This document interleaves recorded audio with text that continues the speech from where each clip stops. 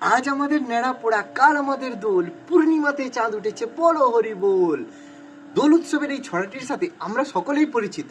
দোলযাত্রার আগের রাতে যে চাঁচর বা ন্যাড়া পড়া হয়, তার আসল গল্পটা কি জানেন? ফাল্গুনী পূর্ণিমার রাতে ভগবান শ্রীকৃষ্ণ বা বিষ্ণুর মন্দিরের সামনে খোলা জায়গায় গাছের শুকনো ডালপালা ও খড় বিচুলি জোগাড় করে একটি স্তূপ তৈরি করা, যেখানে দুষ্ট হোলিকার কুশপুত্তলিকা বানিয়ে আগুনে পোড়ানো হয়।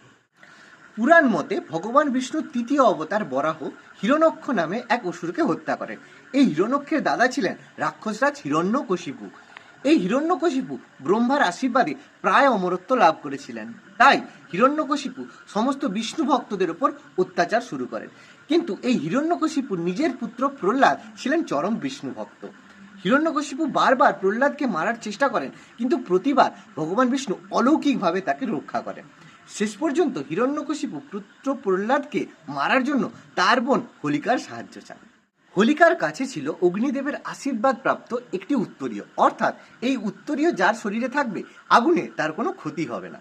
হোলিকা প্রহ্লাদকে নিয়ে যজ্ঞের অছিলায় একটি জ্বলন্ত চিতায় প্রবেশ করে তাকে হত্যা করার জন্য, কিন্তু আগুন জ্বলে ওঠার সাথে সাথে সেই উত্তরীয় হোলিকার পরিবর্তে প্রহ্লাদকে ঢেকে ফেলে।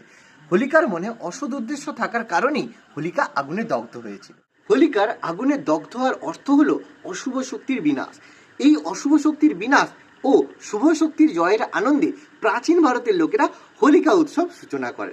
বাংলায় এই চাঁচরই উত্তর পশ্চিম ভারতে হোলিকা দহন নামে পরিচিত। আপনারাও কি হোলির আগের রাতে এই ন্যাড়া পোড়া বা চাঁচর উৎসব পালন করেন? কমেন্টে অবশ্যই জানান।